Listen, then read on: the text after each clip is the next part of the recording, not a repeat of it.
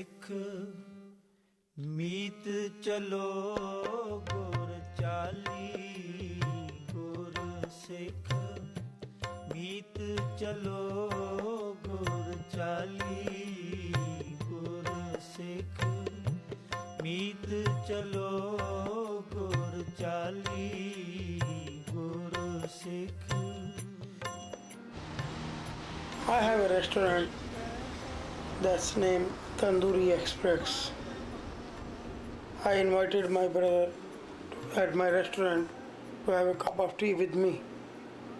When I got there, there was two young guys, white guys, and when I stepped ahead, one guy called me, "Give me my curtain." He pointed out my turban. I told him, no, this is not your curtain. This is my turban and it's religious. So they told me and my brothers, go to your country, go to your home. This is my country, I am American. This is my home too. They came together on me and started punch on me. Then Khalsa ji came in between, told them, hey, don't do this, leave him alone, leave him alone. But they never listen anything. Khalsa says when he stepped in to explain the religious significance of the turbans, the men began to swing, dealing so many blows to his head. Khalsa received fractures to his nose and eye sockets. American attacking on American. This is wrong. He says the men made references to September 11th, although Sikhs are not Arabs or Muslims. Jo gur keh soi palmano, jo gur keh soi palmano, har har katha nirali gur sikh. The Dastaar is one of the most prominent symbols of the Sikh faith. But out of all religious faiths, Sikhism is the only one that requires people to wear turbans. No other religion in the world requires it. After September 11th, the Sikh identity was really something that was attacked, encountering so much discrimination and hate because of that symbol. In effect, we'd been attacked twice, once by the terrorists and then by fellow Americans. Our articles of faith require us to stand out, require us to not hide our core values. What is bothersome, though, is when people are forced to abandon their faith, not by choice, but because of an environment that is unfriendly to our belief system. What can we do? What would actually make a difference for... The Sikh Coalition was formed specifically to address the civil and human rights issues that the Sikh community faced after 9/11. The way we look became an issue for society that we then had to address.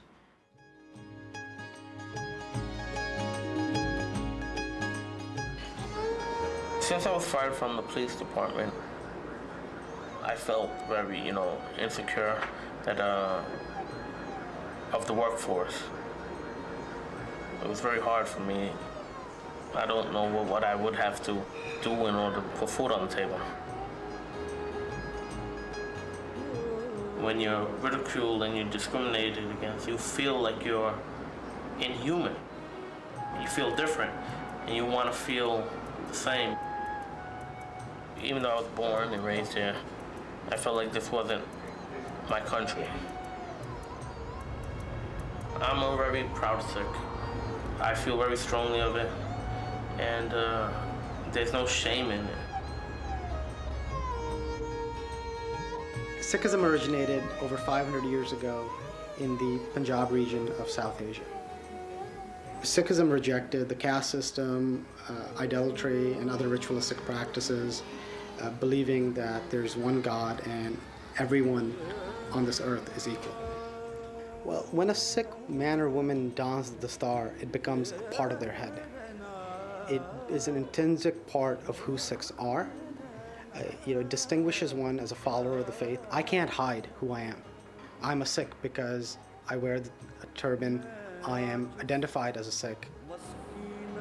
Every day in the morning when I tie it and put it on my head, it served as a reminder of what I believed in, the intrinsic values of helping others, of believing in God, of doing good deeds. Just the sheer act of tying the cloth around my head and feeling like it was a part of who I was really helped serve as a reminder to me on what my spiritual path was.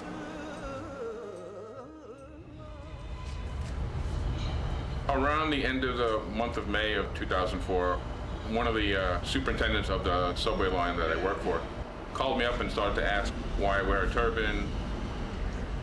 I've been wearing a turban for 23 years and as a train operator for 20. He told me that he no longer was going to allow me to work in passenger service and that I had to work in the railway yard where I'll make considerably less money and not have the flexibility that I have now. I mean, they could have investigated and found out that I was a member of a bona fide religion with tens of millions of members in the world and people working in all different levels and capacities throughout the world, but they didn't. Sikhs always have known that anytime there's any terrorism associated with Muslims or Arabs, our community always has felt the backlash, and that goes back more than 20 years in this country. In India, the Sikhs are looked upon as people who you can trust, who will stand up for justice, or the people who are the defenders of righteousness. And then over here, the turban will be identified as basically with terrorism, Osama bin Laden, and the Taliban. How do I stop the media every single time there's a terrorist act and that's the only association people ever see on TV when they see a turban and beard? How do I change the opinions of, 300 million Americans? Every single minority community throughout American history has had to fight for its place as members that are recognized as integral to the fabric of American society. And this is the Sikh community struggle to do the same thing. For example, after Rajinder Singh Khalsa was beat up and we were really unhappy with the way the police were handling the matter, we held a huge rally outside the police precinct where we were protesting and demanding that this thing be taken seriously and the police find the other people who hurt him. And the media covered it, and that put a lot of pressure on the police, and the police really did take the case much more seriously. At the end of it, we were extremely happy with the way they dealt with the situation. But that would have never happened if we hadn't made sure that the media and the public got involved and were informed about it. Litigation in the Sikh community is unlike litigation in any other community I can think of, because what we're doing for the judges beyond arguing the law, we're giving a little mini history and religion lesson. Our brief we submitted to the court in the NYPD case was 151 pages. A good 30 of those pages was background on Sikhism, history of Sikhs. I mean, we had to sort of give the courts that background knowledge, because how can you apply law against a group who you don't understand?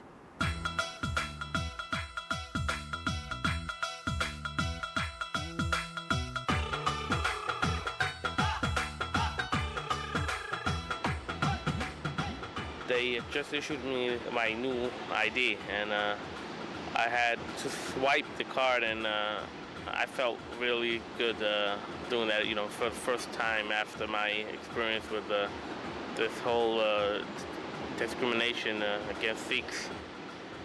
It's just mind-boggling.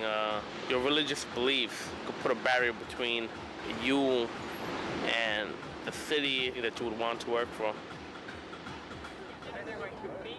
We've been compelled to become more civically engaged, to address government policymakers, to ensure that we truly can be part of the American fabric. After September 11th, there has been a backlash against Arabs, Muslims, Sikhs, happening right here in New York.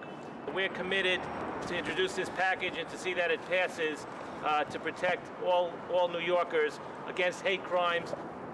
I am also introducing a bill aimed at fighting the discrimination that is occurring in our city's public agencies.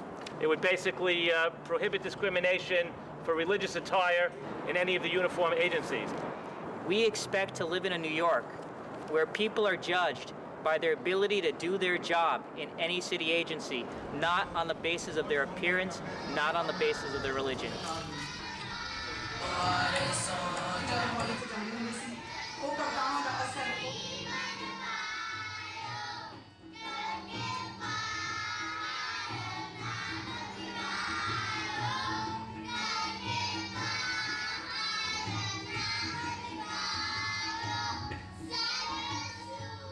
this happened, I didn't understand a lot about your culture. There's a lot of us out there that don't understand, and I think this is a good way about going to get the message across and for us to have a better understanding, and that's about it. Thank you for having me here. The need for this work is greater now than ever. Right? The average American still doesn't know who Sikhs are, and we certainly have a long way to go towards educating society. If people will be educated in the world more and more, they will know this religion is peaceful. They should know why we have the turban. The message should be for unity.